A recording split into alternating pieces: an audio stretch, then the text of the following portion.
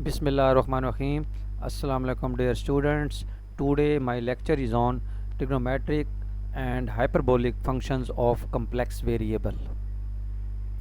जैसा कि हम ट्रिग्नोमेट्रिक फंक्शन और हाइपरबोलिक फंक्शन हम रियल वेरिएबल में भी जानते हैं, उसी तरीके से जहाँ रियल वेरिएबल होता है हमारे पास, वहाँ हमारे पास कम्प्लेक्स वेरिएबल यानी z x plus a y आ जाएगा।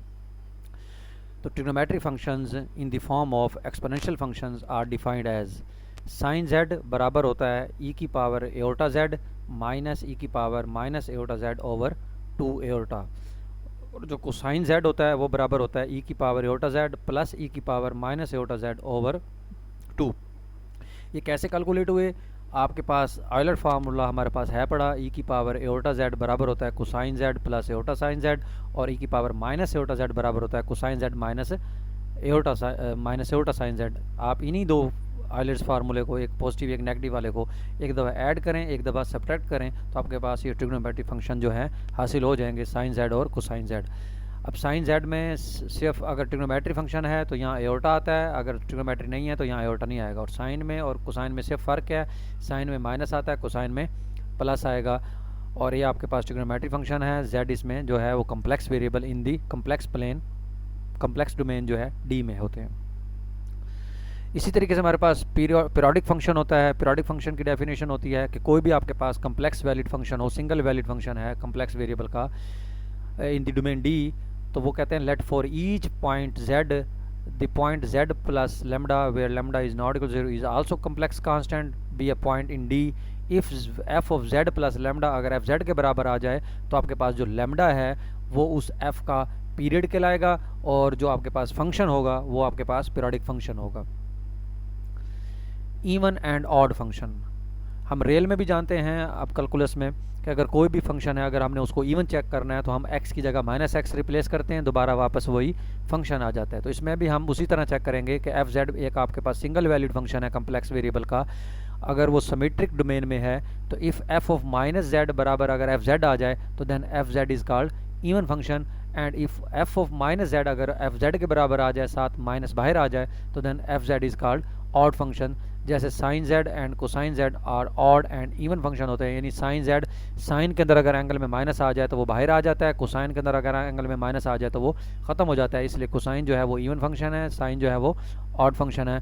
और हम जानते हैं साइन z और कोसाइन z जो है ये पीरियोडिक फंक्शन है विद पीरियड 2 पाई, यानी इनके जो पीरियड्स हैं वो 2 पाई होते हैं। 2 पाई के बाद ये अपनी वैल्यूज़ को रिपीट करते हैं। ऐसी वैल्यू जिसके बाद फंक्शन अपनी वैल्यू को रिपीट करता है वो उस फंक्शन का पीरियड कहलाता है। Other trigonometric functions are defined as, अगर जैसे साइन और कोसाइन आपको दिए हुए हैं तो टेन का फार्मूला आप साइन को कोसाइन पर डिवाइड करके कैलकुलेट कर सकते हैं, तो वो आपके पास कैलकुलेट होगा e की power iota z minus e की power minus iota z over e की power iota z plus e की power minus iota z into aorta. इसी तरीके से कोटेंजेंट कैलकुलेट कर सकते हैं, सीकेंट कर सकते हैं, कोसिकेंट कर सकते हैं। तो ये सारे जो ट्रिग्नोमेट्रिक फंक्शन आपके पास हैं कम्प्लेक्स वेरिएबल के हैं। अब हमने शो करना है कि साइन z जो है ये पीरियोडिक फंक्शन है। तो पीरियोडिक फंक्शन के लिए हम सबसे पहले आप इसका पीरियड कैलकुलेट कर देंगे। अगर इसका पीरियड कैलकुलेट हो गया तो ये फंक्शन पीरियोडिक हो जाएगा और इसकी पीरियड वैल्यू भी कैलकुलेट हो जाएगी। तो हम क्या करते हैं, डेफिनेशन के मुताबिक हम इसका पीरियड जो है लेट कर लेते हैं कि लेमडा है, तो साइन लेमडा प्लस जेड बराबर हो जाएगा साइन जेड, यानी पीरियड की डेफिनेशन हो गई। क्योंकि हमने लेमडा की वैल्यू कैलकुलेट करनी है तो हम जेड को क्या पुट कर देते हैं 0। जब हमने साइन को जेड को 0 पुट किया तो साइन लेमडा 0 हो गया। तो साइन लेमडा 0 हो गया, तो हम जानते हैं कि साइन किन एंगल्स पर 0 होता है, एन पाई पर। तो लेमडा की वैल्यू क्या आ गई, एन पाई। तो अब आप यहाँ ये जो एन पाई है ये आप यहाँ पुट कर दें, यानी एन 0 तो नहीं लेंगे हम, क्योंकि 0 हो गया तो वो पीरियड 0 हो जाएगा, तो नॉन 0 पीरियड होता है। तो हम 1 से स्टार्ट कर देते हैं। पहले हम लेमडा की वैल्यू 1 पुट करेंगे, 1 के लिए अगर होल्ड हो गया इक्वेशन ऊपर वाली तो वो लेमडा पीरियड हो जाएगा। अगर 1 के लिए ना हुआ तो हम नेक्स्ट नंबर 2 पुट करेंगे। इसी तरह हम चेक करेंगे, जो इक्वेशन बैलेंस करेगा वो उसका पीरियड कहलाएगा। तो हमने क्या पुट किया, लेमडा की वैल्यू एन पाई जो है हमने पुट की, तो sine Z plus N pi which is equal to sine Z minus की पावर एन आ गया, क्योंकि हमने इस पर जब पुट किया जेड की वैल्यू जेड प्लस लेमडा यानी जेड प्लस एन पाई, तो इस पर फार्मूला लगाया sine alpha plus beta, sine alpha plus beta, यानी साइन अल्फा प्लस बीटा वाला फार्मूला लगाएंगे तो आपके पास ये -1 की पावर n को साइन जेड हासिल हो जाएगा।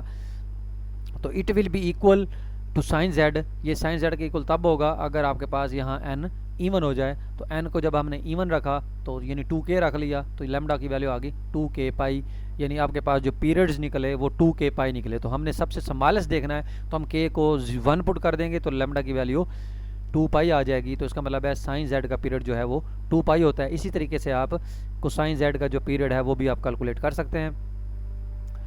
नेक्स्ट हमारे पास डेफिनेशन है हाइपरबोलिक फंक्शन।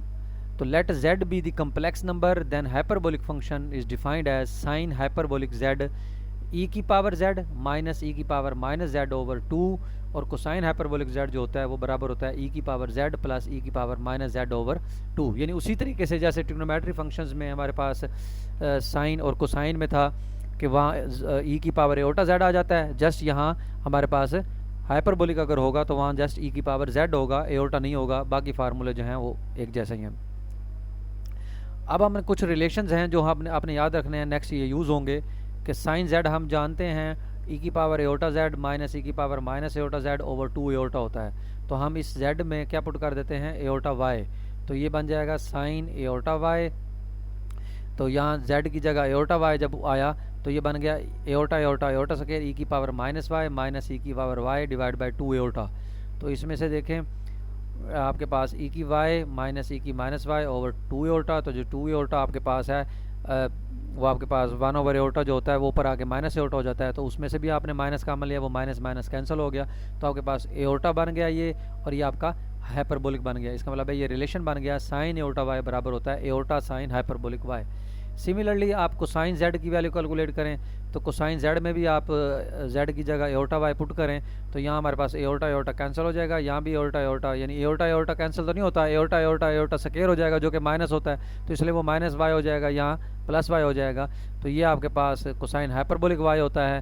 तो इसका मतलब है कोसाइन एओटा y बराबर होता है कोसाइन हाइपरबोलिक y। यानी देखें साइन के अंदर अगर एओटा है तो वो बाहर आ गया और हाइपरबोलिक में कन्वर्ट हो गया, और कोसाइन के अंदर एओटा है, एओटा बाहर नहीं आया लेकिन वो हाइपरबोलिक में कन्वर्ट हो गया, जैसे आपके पास नेगेटिव साइन के साथ रिलेशंस होते हैं। इसी तरीके से इनके कन्वर्स भी हैं कि अगर साइन हाइपरबोलिक एओटा, अगर साइन हाइपरबोलिक का फार्मूला है उसके अंदर अगर आपने एओटा बाय रिप्लेस कर दिया तो वो ट्रिग्नोमेट्री में कन्वर्ट हो जाएगा और साथ एओटा बाहर आ जाएगा। इसी तरीके से जब कोसाइन हाइपरबोलिक एओटा बाय होगा तो इसमें एओटा बाहर नहीं आएगा लेकिन वो ट्रिग्नोमेट्री में कन्वर्ट हो जाएगा। तो ये 4 रिलेशंस हैं यूज़ आपने याद रखने हैं, ये हम नेक्स्ट जो रिलेशंस आएंगे हम उनमें यूज़ करेंगे। Thank you very much.